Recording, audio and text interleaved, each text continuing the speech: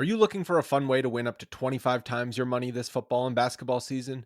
Test your skills on Prize Picks, the most exciting way to play daily fantasy sports. Just select two or more players, pick more or less on their projections for a wide variety of stats, and place your entry. It's as easy as that. If you have the skills, you can turn $10 into $250 with just a few taps. Easy gameplay, quick withdrawals, and injury insurance on your picks are what makes Prize Picks the #1 daily fantasy sports app. Ready to test your skills? Join the PrizePicks community of more than 7 million players who have already signed up. Right now, PrizePicks will match your first deposit up to $100. Just visit prizepicks.com/bluewire and use code BLUEWIRE. That's code BLUEWIRE at prizepicks.com/bluewire for a first deposit match of up to $100. PrizePicks, daily fantasy sports made easy.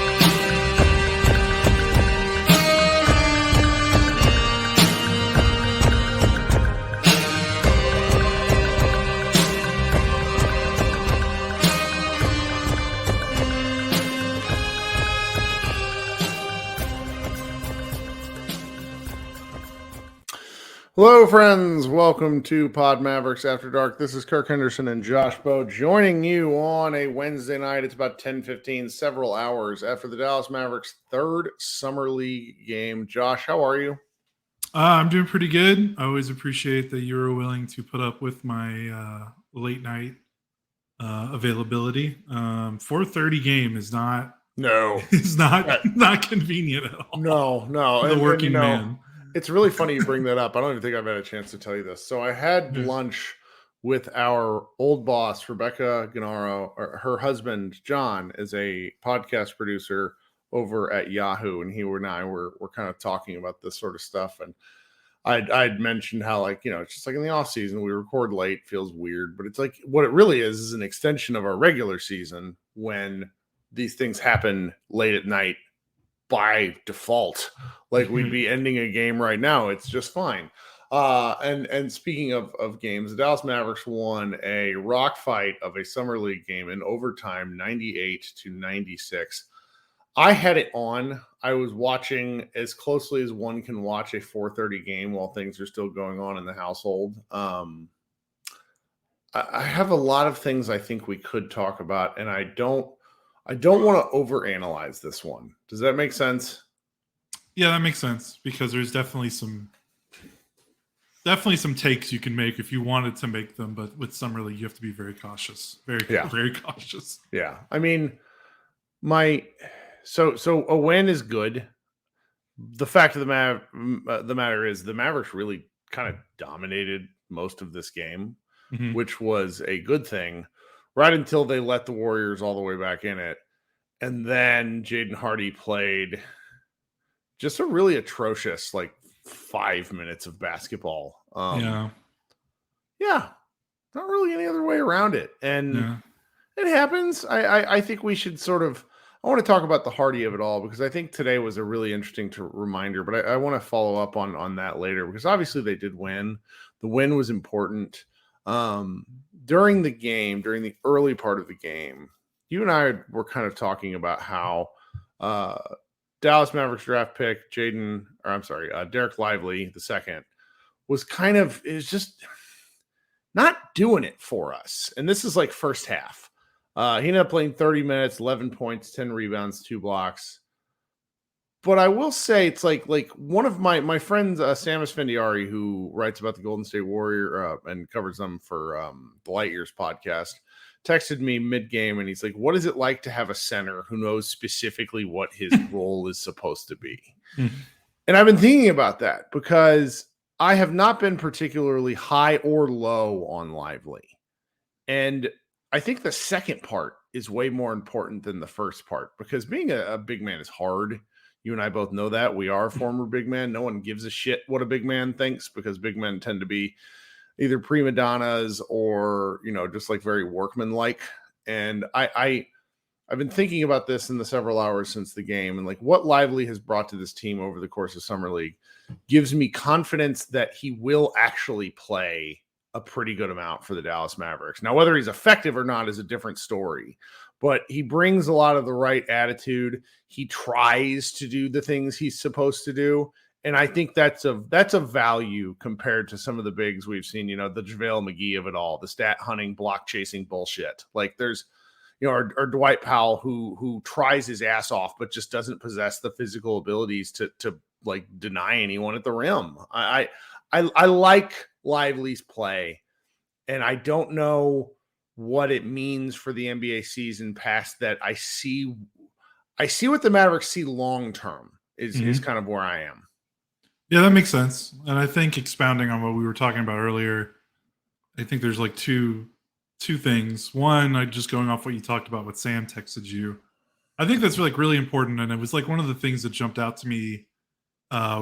His post draft comments, and I mean, you can back me up on this, but there's not a lot of times a player picked in the 12, top 10, top 12, anywhere in the lottery. You don't normally hear them after the draft talking about how they can't wait to set screens and rebound and be a rim runner and things like that, especially from big men. Let alone lottery big men. Yeah, lottery big men are usually telling you about like how much their game can expand, and they got all this and yada yada yada, and they've got a bag that they can't wait to show off and all that. And so it was refreshing. Like he knew right away, despite the fact that he was the 12th pick, and that's a really it's a high draft pick. Yep, a really good draft. At least that's what analysts said. It was a good draft. So for him to be picked that high and still kind of have that mindset and not wanting to be more than what we think he could be, I think is very important. You talked about JaVale McGee. Remember Willie Cauley-Stein? He had all the talent in the world, and his years in the Mavericks was just, we lamented the fact that he just wanted to be a different player than he was.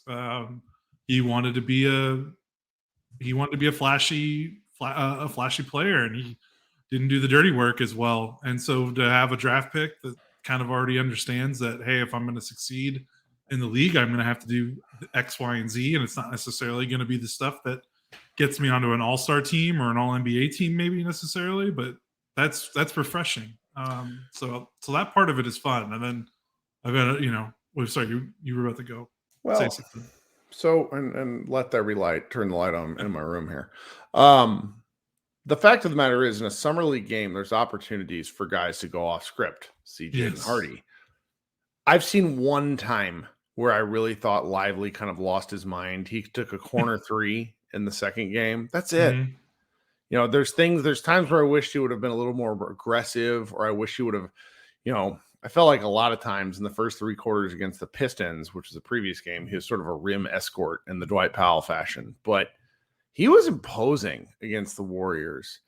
And the thing that I will say about just the physical profile on him is he is actually this big. One of the things that can really be hard to see from television is what a guy's size is relative to the players around him, and also sort of whether that size affects the game. And in a summer league setting, a 7'1" guy with a 7'7" wingspan, he affects the game. I'm really interested to see where they go from here. So this is sort of along the same lines, and I think it's worth discussing. Tim McMahon and Brian Damaris, who was a former Dallas Mavericks employee, now writes for the magazine and contributes to Valley Sports Southwest, and also is part of the Mavs media team. He does the Take That With You podcast. Had a discussion with Tim McMahon. Now, the discussion kind of got misrepresented, I think, on Twitter. Like both of them talking about what they felt like would happen with Lively. I didn't take it as either one was reporting anything, but the discussion led them down the lines of, well, he might spend some time in the G League. And that sort of set off social media panic, because that's just what we do this time of year, which is perfectly fine. Frankly, it's fantastic fodder for us to discuss things. But I'll say, after watching 3 games of him, if they're going to put him in the G League, they have to be dang sure he cannot contribute on a night-to-night basis in the NBA. And I'm sorry, with the other centers that they have, I just don't see any reason why he can't play with this rotation. Like, I'm sorry, I love Dwight. Dwight sets screens. Dwight can't rebound, can't defend. Now, Lively can't set a screen to save his life.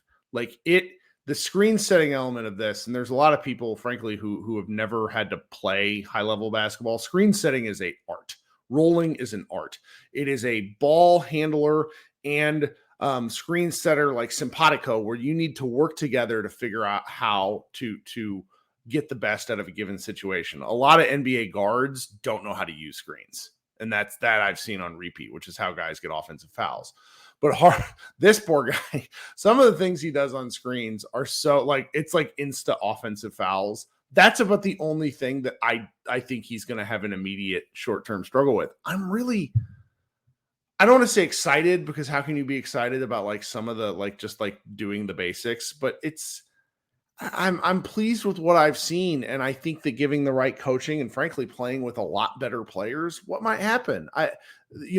A lot of guys, you hear it on and again, I'm ranting, I'm sorry, but on the broadcast, you're like, well, what happens if he guards a Jokic or an Embiid? He's going to get his ass kicked like every other fucking center in the league. Like, who cares on a night-to-night basis if he plays whatever Pacers center throws out there or whatever Orlando Magic center is out there? Who cares? I would rather see him play. Am I just totally off key? No, that makes sense. And I think a lot of people want to use the Jaden Hardy development path and try to apply that to Lively. And I think there's a lot of, well, look what they did with Hardy, so they might want to follow the same path with Lively. What's wrong with that? And of course, the big difference is one was the 37th pick and one was the 12th pick. There's just different expectations there. So yeah, I would like to see him play. The thing that I've noted, the thing that jumped out to me, and again, that's what kind of spurred our conversation in Slack earlier today. The thing that's jumped out to me is just how raw he is. And that's coming from someone, I'm self-admitted, when we've done our podcast, I'm not a draft expert. I don't watch enough college basketball to feel like my opinion should be valuable on evaluating these guys. That's why we have staffers that we bring on this show and talk to and write on the site to talk about these guys. So as someone that's very green watching Lively, you hear everyone keeps all the smart people we know is like, hey, he's really raw. He didn't play a lot of Duke considering his pedigree from high school and considering where he's getting slotted in the draft. Like, he really didn't play that many minutes in college. And I hear that, and there's a difference between hearing someone tell you something and then actually seeing it. And I was just a little taken aback by just like, wow, this is not that it's bad. It's just like, there was a part of me that was like, I can't believe they use the 12th pick on a guy that has this much to work on in terms of, maybe being a everyday NBA starter. Not to say that not that I don't like the player, not that I don't think he's going to reach his potential. I think he will. And I think Summerlee was pretty promising in terms of what he can do when he learns the NBA game and he gets more coaching and gets familiar with the game and everything like that. So it was just like, I was just taken aback. I was like, wow, this, for a Mavericks team that pretty much all the reporting, everyone associated with them was like, they're going to trade this pick for a win now player. That's all we heard in late April, May, and early June. That's all we heard was they're going to trade 10. They're looking for a win now player.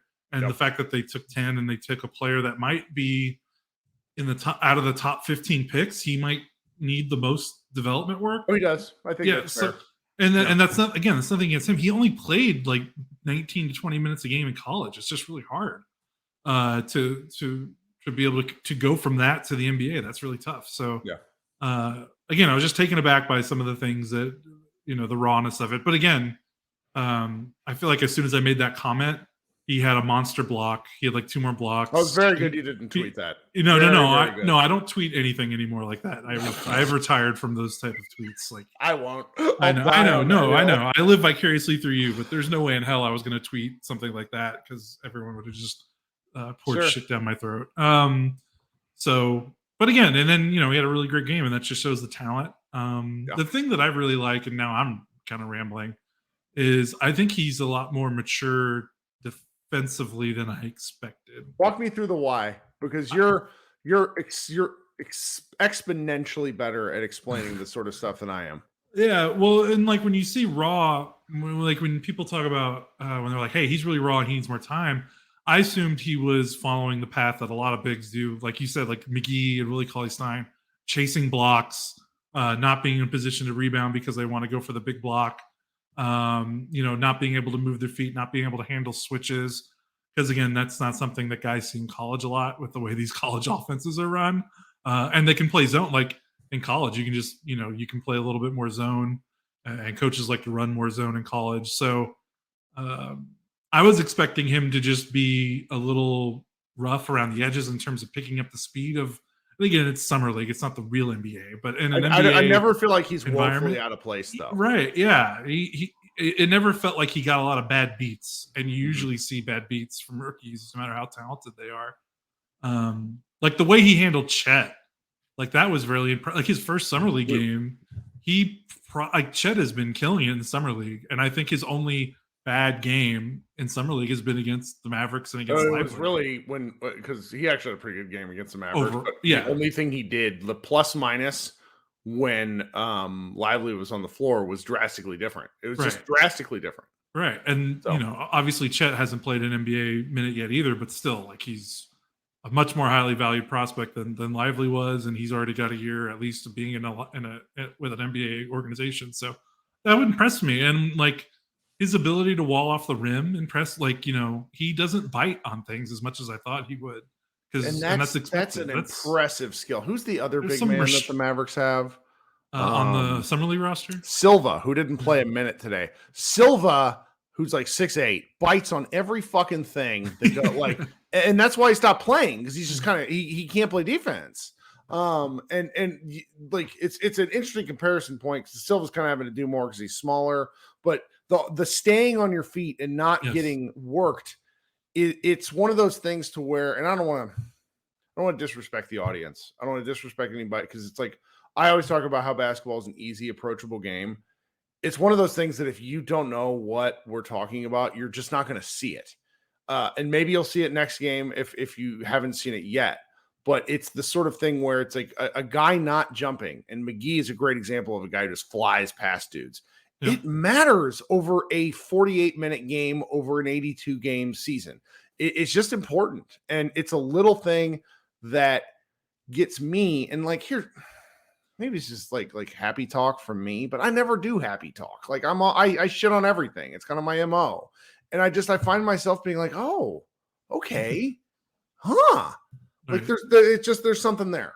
Yeah. And I think that explains why his rebounding numbers have been pretty good in these 3 games. Because guess what? If you're not jumping at the backboard, it's easier to grab a rebound that bounces away from the rim because you're in position. Surprise, surprise. So his rebounding's been good. And I think that's because he's been sound near the basket. And it's funny because, like, again, and he is, and like people might be listening, like, well, Josh, you just spent the first part saying how like raw and how much time he needs to develop.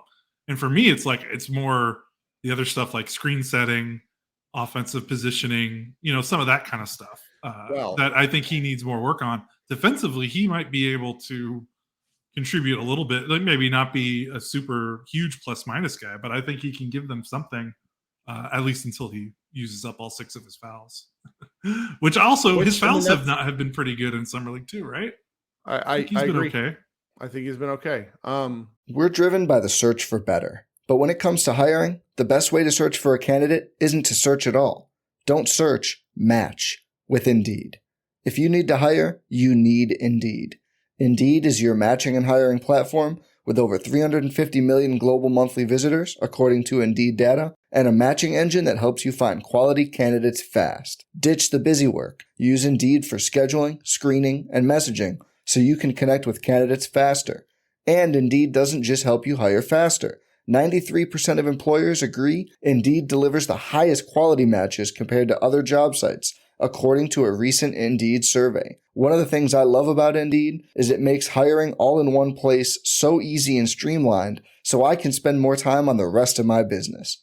Leveraging over 140 million qualifications and preferences every day, Indeed's matching engine is constantly learning from your preferences. So the more you use Indeed, the better it gets. Join more than 3.5 million businesses worldwide that use Indeed to hire great talent fast. And listeners of this show will get a $75 sponsored job credit to get your jobs more visibility at Indeed.com/Blue Wire. Just go to Indeed.com/Blue Wire right now and support our show by saying you heard about Indeed on this podcast. Indeed.com/Blue Wire. Terms and conditions apply. Need to hire? You need Indeed. All right, guys, do me a favor. There's 90 folks in here. Not a ton. Obviously, a July live stream at 10:30 on a Wednesday. We appreciate those of you who are in here. If you could go down to the bottom and like that stream, all 90 of you liking the stream, we get more people in here. It'd be very helpful to us.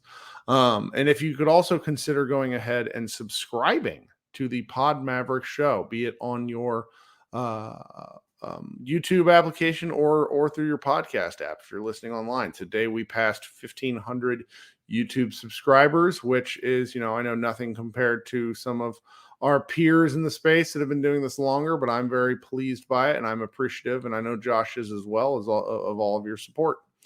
Trying to think like a little bit, more. One thing that is just sort of in my head is what happens when basketball savants Luka Doncic and Kyrie Irving get to work with the big man. Because I don't know about you, but nothing helped. Coaching is one thing. Coaching is important, but your peers or your teammates basically saying, this is what I want and what helps me, is almost more impactful than a coach walking me through film and saying, hey, here's where, you need to consider slipping the screen. You need to hold this a little longer, like Luka walking Dereck Lively through what he would like to see out of an effective screen and roll is such incredible mentorship. And I look forward to seeing what that means in a basketball sense. Does you know what I mean?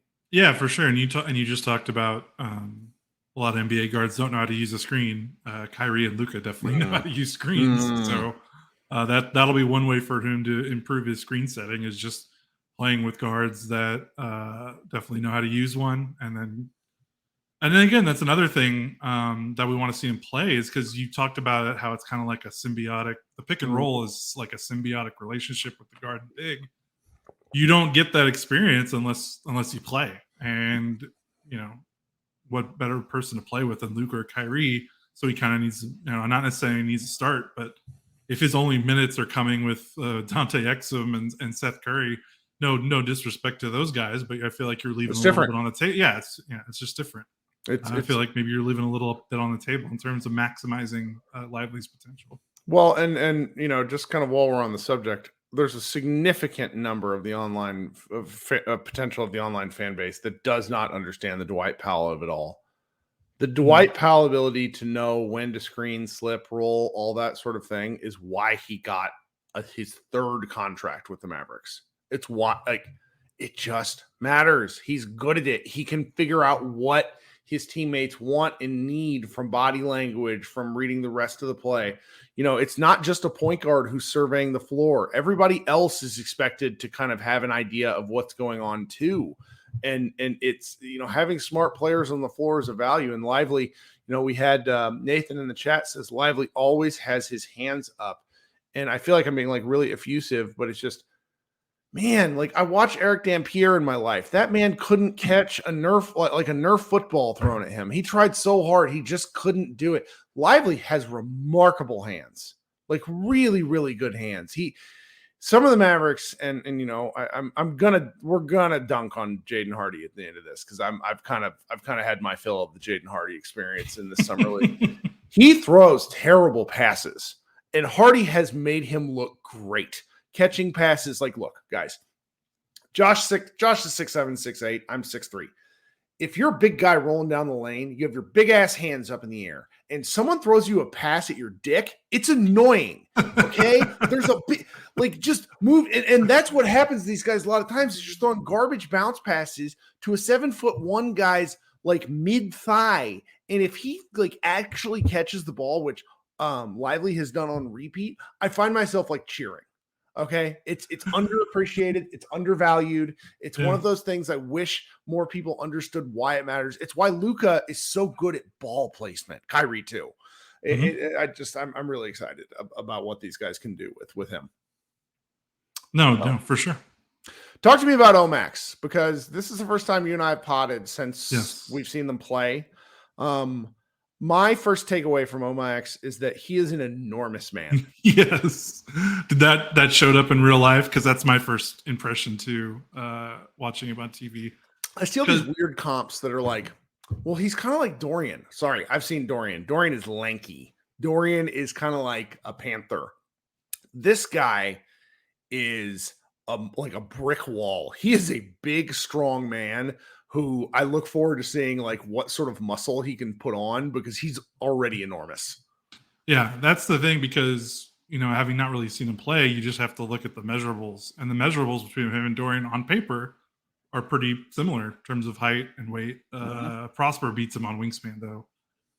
So it was really cool to, you just assume in your head, oh, okay, he's going to look like Dorian. And then you look at him on the court, and he and again, these are guys that are not all these guys are NBA players, but there's first round, second round picks on the floor with him.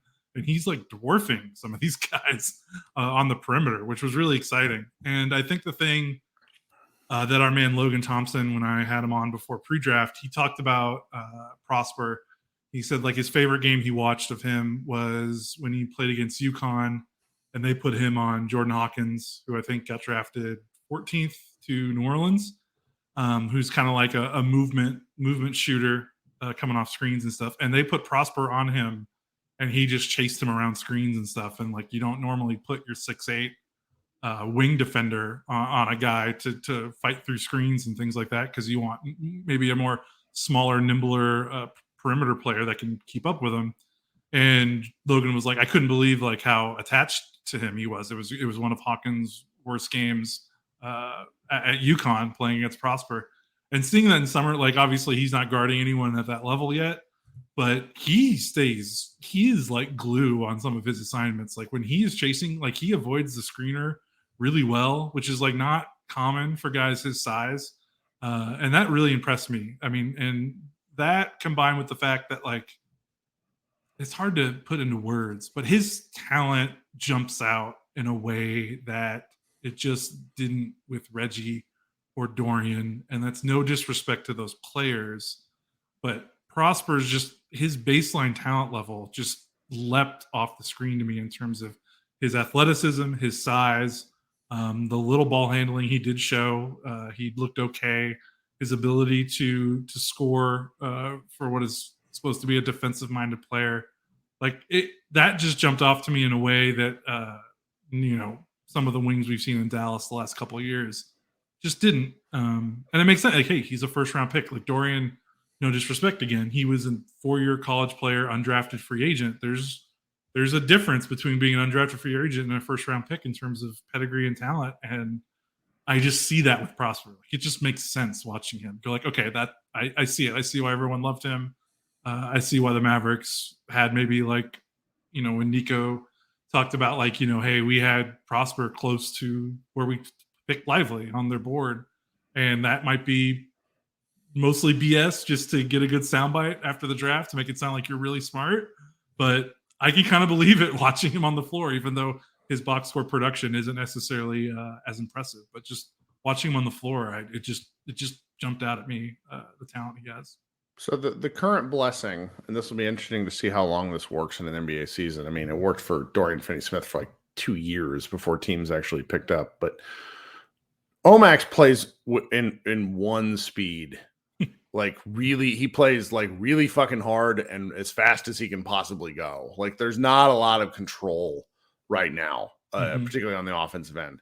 It hasn't mattered because the guys he's playing against, he can largely muscle.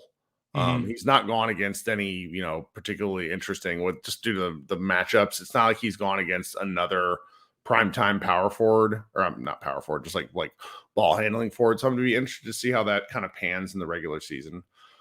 But I find his play style very, very I think he's going to have a field day with the aforementioned Luka and Kyrie because he's moving. Yes. And I know a lot of the Maverick offense is predicated on Luka kind of doing what he does, but I still can't shake the notion and the hope that the Mavericks will incorporate a lot less dribbling and a lot more of the gravity of their best players, without the ball. And I think if that's the case, like it's, do you remember the old Devin Harris? No, it was like JJ Barea to Devin Harris play. Yes. Like I can secondary see that. break, backdoor cut. I can see that sort of stuff with Lively because Lively just has a knack, and the finishing, or at least, and our man Brian in the chat says the ability to drive and get to the line. I don't know if that carries over to the regular season because it's a different style play, but he's trying it now, and I like it. The free throw is a horror show, but that's we can figure that out over the next several years. I've liked it. I've really liked his play.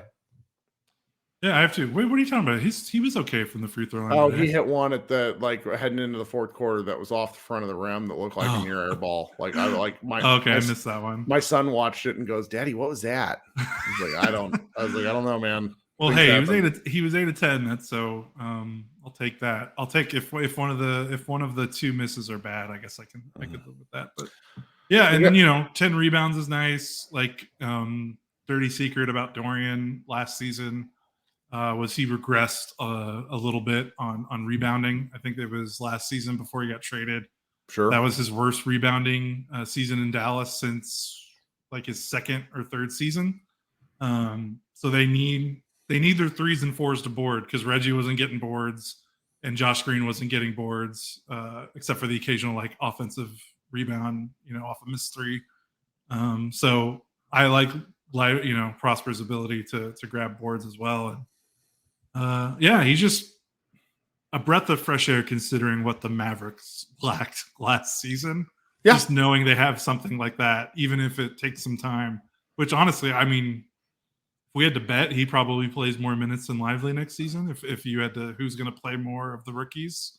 Oh yeah. I mean, I think like someone said like second team rookie, all rookie team. And I can see that just due to sheer like minutes volume. Like the Mavericks are going to rely on him whether they want to or not. And I think especially if this is the roster going into training camp. I also really think he's the kind of guy that Jason Kidd is just gonna love. Yes. Like just gonna love him. So there's a couple more guys I would just like to touch on real quick. So there's the guard out of Houston, Mr. Moore. I don't want to butcher his first name. It's Taze. Taze Moore. Here's the problem. Number one, he's been so much fun. Like just so much fun. He's probably one of the key reasons the Mavericks won yesterday. He's 4 or 5 from the floor. He does something interesting every time he's on the floor because he's just wildly, supremely athletic compared to everybody else. The problem is he's 26. Yeah. Like I don't, and I think he just graduated. So it's like his he was story a 5-year college player, wasn't he, or something like that? Yeah, but he's still 26. I mean, he's still like it's a fascinating story, and I hope he finds the right kind of home in a professional sense because he's a really fun basketball player. I don't think he's an NBA player, which is a little disappointing to me. Because I love vertical athletes, and he's valuable. Who else here that was really fun? Miles. He's the other guy who stood out to me. I think Miles might deserve. Like here's if you want an outrageous summer league take, I think Mike Miles deserves one of the Mavericks two-way spots. Doesn't he already have it? Nope, I don't think so. Oh, because there's Lawson. Lawson has one right now. Who's our guy that was injured today? McKinley Wright. McKinley Wright has another one. I mean, maybe Miles is the third. You'd think we'd know that running a Mavs website, but Mike Miles is the guy that I prefer over both those two, because McKinley Wright is 5'11", and AJ Lawson is not good. Yeah, Miles has a two-way, by the way. I just that's not fair to Lawson. Lawson just cannot hit a shot. Like he has been atrocious from the field, and he plays really hard. Okay, thank you, Luke. Miles does have a two-way. He's just my favorite. He's my favorite of them. Yeah. He he gives me muscle hamster vibes, to be quite candid with you. Like who's another TCU player. Like I just like how hard he plays. I like his willingness to take a shot. There's just elements of his game where you could see him working with better players and really producing. Yeah, and he made his first 3 makes were all 3 spot up threes, and that's cool. And then the fourth quarter, he had some really, really nice finishes around the basket. And I think that's something that our draft friends talked about is like he's like, don't worry about that. Like, because you look at his size and you're like, is this guy going to be able to finish at an NBA level? And that was like the one thing people were like, don't worry about his scoring and his like he's got that in him. He was really impressive going to the rim. He did botch that. He did botch the thing that led to overtime. Yeah. I forgot about that. Thank you, Brandon. Yeah, that when they're up 3 and he rotated off a 3-point shooter. Just the most Maverick thing he could have done, if we're quite honest. So like he's already a Maverick.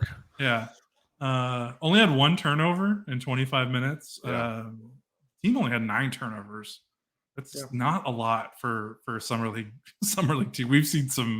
We've seen some sloppy summer league basketball before. So yeah, I like that. I had a hot take in Slack. I'm not going to repeat here because I don't want people to kill me. But he looks like a guy that I would want to invest in. I'll just say that. And when you look at the Mavericks roster, they don't need any more small guards. No. So do the math. But I like him, and he was, he's kind of like, I mean, it is funny. He's kind of like the Desmond Bain makeup because it's like, was he a 4-year college player or at least 3? Yeah. At a big school, produces like kind of fitting that Bain profile of like, wait, why isn't this guy being drafted higher, being noticed higher, and you get him undrafted. So I'm glad they finally paid attention to the college that's 40-minute drive away from their headquarters. Turns out there's some good basketball players coming out of there. Rising Power 5 conference school, like TCU is quite like, it's just funny. It's quietly become such an important college, and the Mavericks are just like, huh? Yeah, so that's good. I like him, and I hope he sticks with the 2-way, and I hope that's someone you don't expect a lot from 2-ways. There's no guarantees, but I would invest in him compared to some of the 2-ways I've seen the Mavericks give out the last couple of years. I would too. Braxton Key, really, he's national champion with Virginia. Interesting player. Doesn't really pan to be, at least for the Mavericks, NBA guy. Jelly Walker, he hit the 1 big 3 at the end of the first quarter. He's just like, he's so tiny. He plays so hard, but there's really not much else. Who was that really tiny guard the Mavericks signed? Man, it was like during the tanking years. Kemba Walker? Sorry. No. I can't remember. They got him from the G League. He looked like he basically is the exact same type of guard that Jordan Walker was. And I liked him as a flyer, but he hasn't really shown too much. So, and then there's our guy Jaden Hardy. 2nd-year player, drafted 37th, right? Last year? Yes, 37th. On a trade with the Kings. So shout out to the Kings for continuing to supply the Mavericks with good basketball players. Luka Doncic, Jaden Hardy, Prosper. Also, but Prosper, maybe Rashawn Holmes we're about to see. I want it to be clear that I think with what the Dallas Maverick, Facu Campazzo, that's really funny. Maybe that we've had so many small guards. Thank you, JC. No, it was like, I don't want to give too change, but it was like 2017. I can't remember his name. Whatever, I'll think about it later. The Jaden Hardy of it all, I think Jaden's role with these Dallas Mavericks is going to be very, very valuable. I think what the Dallas Mavericks have him doing in Summer League is an extreme disservice to what he's going to be asked to do with the Mavericks, because he currently looks like, I don't know, James Harden run through a fax machine 25 times. He takes a lot of shots. He makes the occasional pass, and he's not that effective. Like, he's kind of like, it's not that he's been bad. It's that he's been mundane. He's been kind of bad. He's been kind of bad. Okay. I think outside of the first game, and obviously, like he had a good second half against the Sixers, but no, he had a good fourth quarter. That was all. Yeah. I was right there in the front row. Like when his body language and kudos to Summer League head coach Jared Dudley for calling the bad thing a bad thing. 2 games in a row, he's been like, this dude. which has been pretty refreshing because nobody actually says that sort of stuff. But I'm not impressed with Hardy. I think that the role that the Mavericks have him in, which was essentially go shoot some threes and make the scoring play, is a really good role for him. He's not a good playmaker. He's not a good defender. Or he hasn't shown good defender. I think he has the tools to be a good defender, but he frankly lets his offense affect his defense. Yeah. First game, 8 of 18 from the floor. Second game, 5 of 17. And today against Golden State, 6 of 19. Real bad. And then in free throws, he was 8 of 15 today, which was really weird. He was good the previous 2 games. So I think the thing for me is that I think you can kind of, depending on how you feel about Hardy, you can probably make your case. Like you said, he's playing a role he's not going to play in the NBA. And we saw that in Summer League last year and the G League before he got drafted, that once he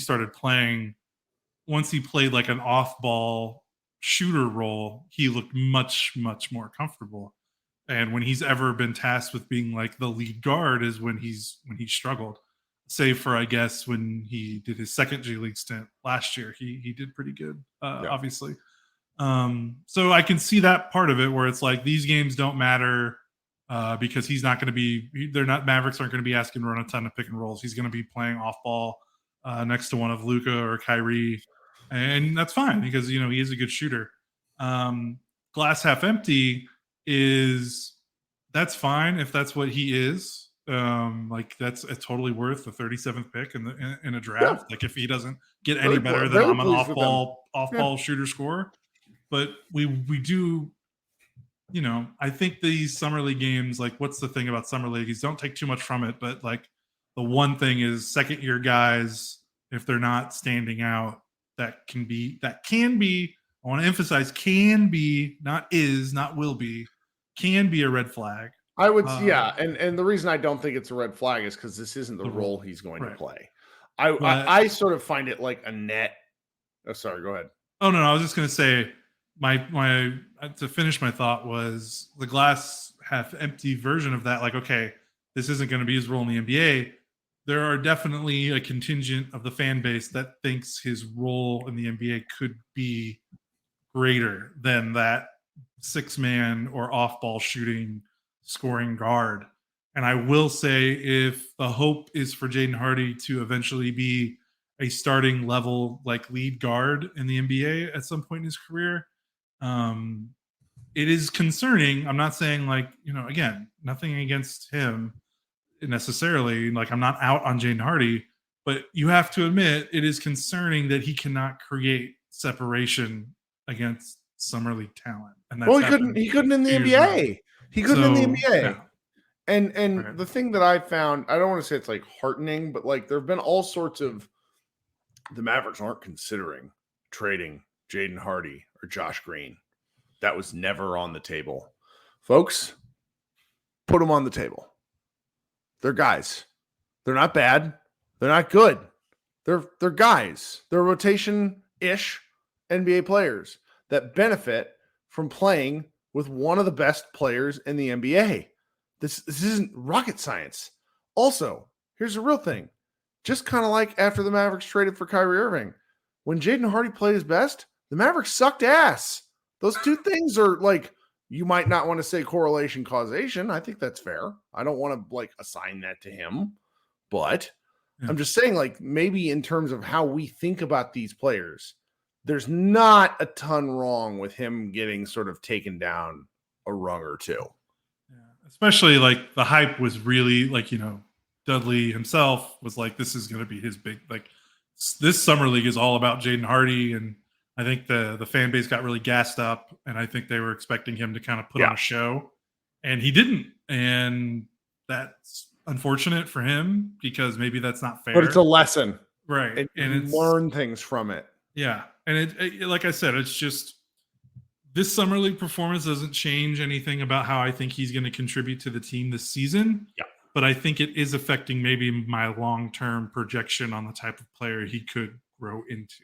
And I hope that's not even being, I'm trying not to be too harsh, but it's just, again, if we're watching guys that haven't this is their first summer league appearance that are creating separation and creating offense unto themselves and being efficient, like, Keontae George with the Jazz pick, like, so Hardy not being able to do that isn't necessarily like a knock in terms of like he's not going to be able, like, he's going to contribute to the Mavs this season, but it's just like maybe he's not going to be that guy that like maybe he's not going to be an all-star type player or a guy that can run your offense when Luke is off the floor. I see like 4 comments that are like Hardy could start for another team. What team? Is there a team in China you're thinking of? Like Europe, where they play very different systems? Like, again, he's a 7th or 8th guy on the Mavericks, and the Mavericks were stinky. Just putting that out there. Like, the fact that he has an ability, I'm not saying he's bad, because like 39% on 3-point shooting once he got volume is probably his most efficient element, and what I really hope he gets to do this season with the Dallas Mavericks. But let's just be real. It's just, the ability to what'd you say? The Dudley of it all, I think, is pretty important, because Dudley gassed him up and was like, this is his time to shine. And I'm sorry, guys, he's not shot over 40. He's not shot over 45% from the field.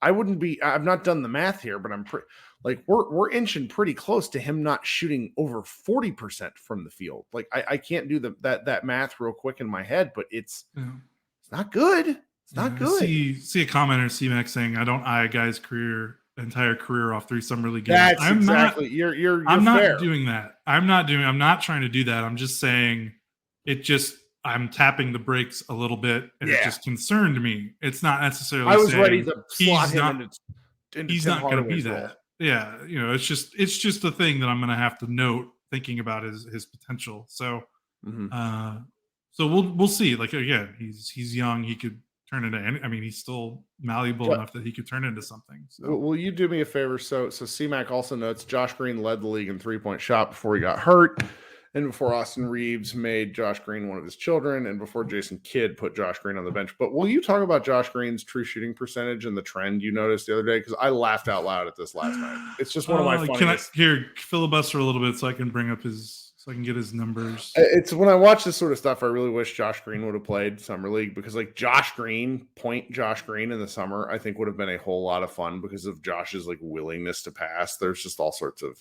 interesting stuff with that.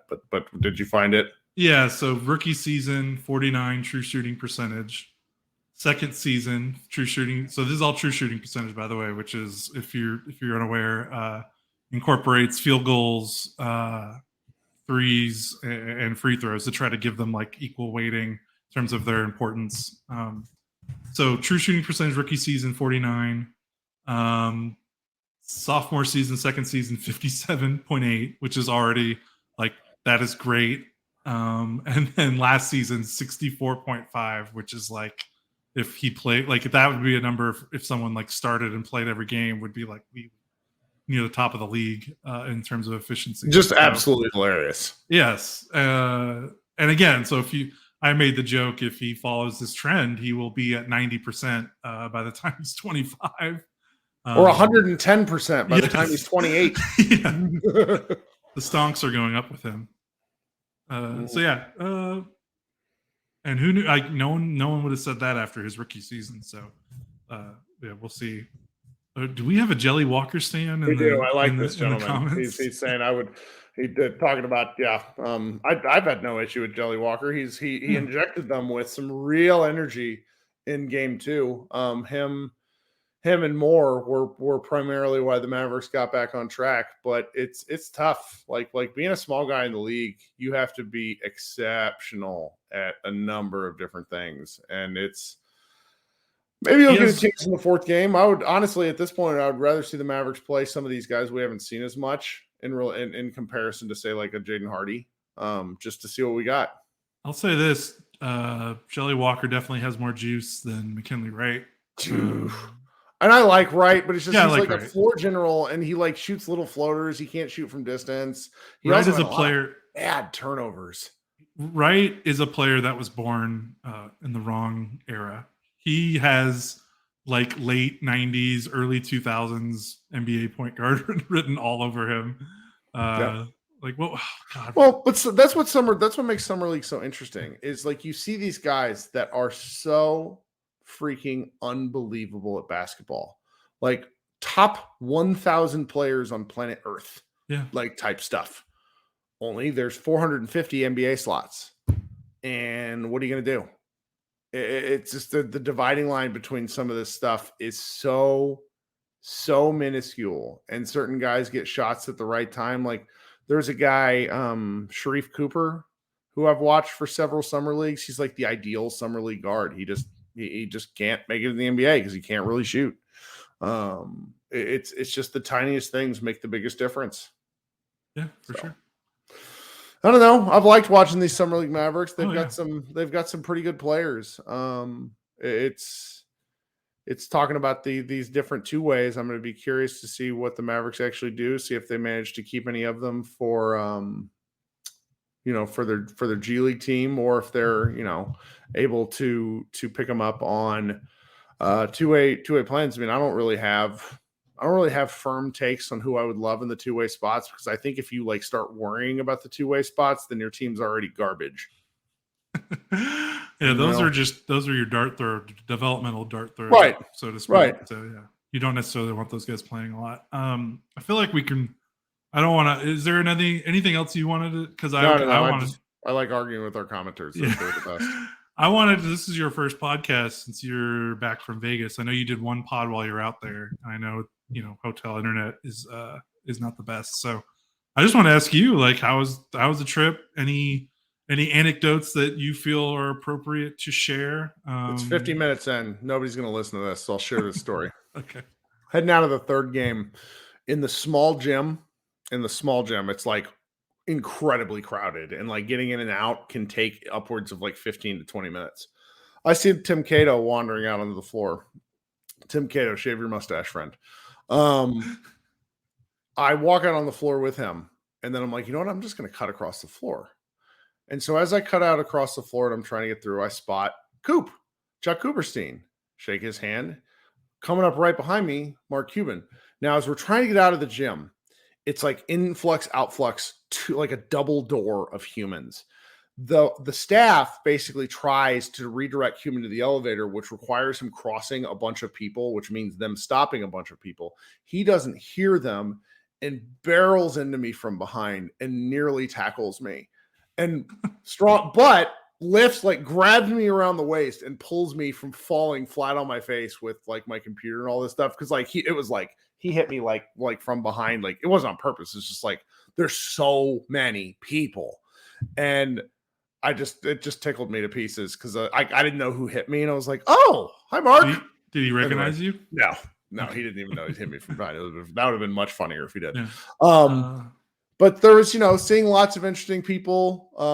Like the fun part, like I met a number of our fans, which was really cool. I really cannot encourage any of you who are remotely interesting to go to Summer League. It doesn't matter if you go in the middle of the week or the beginning of the week's a little more hot. But I mean, even today, like Coach K showed up at the game along with Steve Kerr. Like there are people at every stinking game. There's stuff to do in Vegas. They had this weird thing called NBA Con, which I decided not to write about because they should make it free. But it was an interesting attempt at like kind of a convention for NBA stuff. I always have fun. Like Vegas is such an odd town to go to. You've mentioned how you're disdain for it, which I don't blame you. But it's the two gyms running games back to back to back. Being there for the Wemby game was really something else because there was like a palpable sense of, oh no, when it comes to this guy.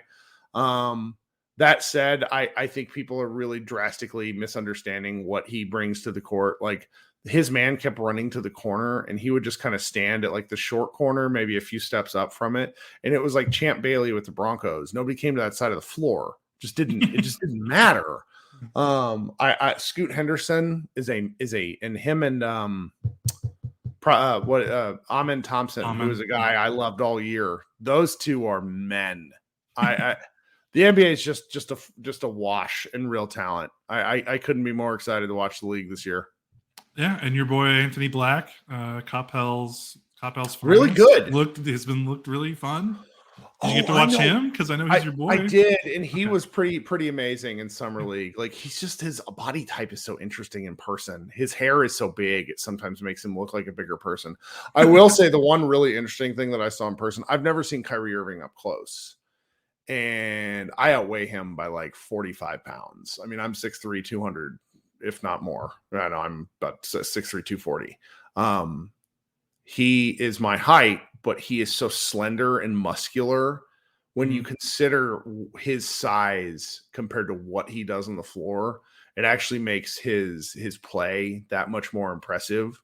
And really the longevity of his career with kind of his play style, which is so, I don't know what herky jerky, like he absorbs a lot of contact. He takes crafty. A lot of punishment. Yeah. Crafty. And so it's just, seeing him up close was something else because I don't go to a lot of games and particularly the media sessions because it's not really my thing. And it was neat to see some of these guys up close. Maxey and Tim Hardaway right now have the most lush, enormous beards, like enormous beards. Like it was really spectacular. I don't know why I focused on that, but I saw it and sent it to my wife, and she was just like, "You should try that." I'm like, I don't think I could keep it that maintained. So, speaking from experience, it does get a little uncomfortable. You gotta clean it. You gotta make sure, like, not just like when you're taking a shower, you gotta like I have specific beard soap, so you gotta be diligent. I guess the only other thing I want to ask is, so you're probably I know you're. I always joke you are the NBA shadow broker. If there's any Mass Effect fans in the chat that might understand that reference, but talking to your media pals, did they give you any impressions on Lively or Prosper or just any kind of what was the hot goss or any good tidbits or analysis? Or a number of my media friends, particularly people who have hated on the Mavs path, were sort of reluctantly like they did as good as they could given the fact that they tanked to get the 10th spot. That was sort of the echo that I heard. I think that the games played element of a lot of what's going to happen with these NBA awards is going to matter a great deal to how certain teams perform. I think the Mavericks stand to benefit a lot from basically rest. I don't want to say rest is no longer a thing, but for a 24-year-old in Luka Doncic, I don't think he's going to want to rest too much. So I'm really, really looking forward to seeing what the Mavericks are kind of able to do this year. I do think that a lot of some national people feel that we're overemphasizing the Grant Williams of it all, which I think it's more for defensive purposes that we're into Grant Williams, because it's not like the Mavericks need scoring. The Mavericks need like savvy and defensive presence, and it's not like they need guard help. They need stuff along the wings and the front line, and I'm looking forward to seeing what the Mavericks do there. Yeah, I remember. I'm shocked it didn't cause more of a tizzy on Mavs Twitter, because they certainly went after him when he made that comment. I'm talking about Zach Lowe. When he made that comment about like, hey, I'm tired of talking about the Mavs, that got Mavs Twitter very riled up. And I didn't really see much his podcast earlier in the week where after the Williams trade, where he was like, I love this Mavs offseason, but I don't think they're a playoff team. And I'm shocked that didn't get more people, the Mavs Twitter, fired up, because that's probably the more... The over-under on the Mavs is going to be really interesting to follow. I certainly think that's the case. For sure. So, well, time? Yeah, I mean, I always do. I figured out which hotel I think I want to stay at if I keep going. Where'd you stay this time? Right, it's the Virgin, which was formerly the Hard Rock Hotel, and it's right across the street. One of the things, Vegas is apparently hosting an F1 race later this year, and so they're repaving all the roads, and it was just like, oh my gosh, what is going on here? It's the last thing they need is road work in that town. Yeah, and that really impacted stuff. But saw fans throughout the city, saw some incredible jerseys. That's one of my favorite parts. I cannot recommend it enough, because even though the tickets feel like they're expensive, you go in and you can watch 7 games if you want. You can watch 1 game, you can go to the pool, you can come back, you can go out to eat. Like it's incredibly hot and expensive, but I have fun with it in the I look forward, like my son's 7 in 2028, right before the Mavericks fall off a cliff for whatever reason. I look forward to going to, trying to take him to it when he's like 10 or 12. Lots of small families. It's the closest you can get to being near some of these players. Like it's guys just walk through. I mean, I've told the story several times how in like 2019, I saw Popeye Jones, who was an assistant coach for somebody at the time, in the media section. I went up and talked to him and showed him a picture of me, because my mom had sent it to me and I've just held it because it's hilarious, of he and I the week he got traded from the Mavericks to the Raptors, because I was at his summer camp.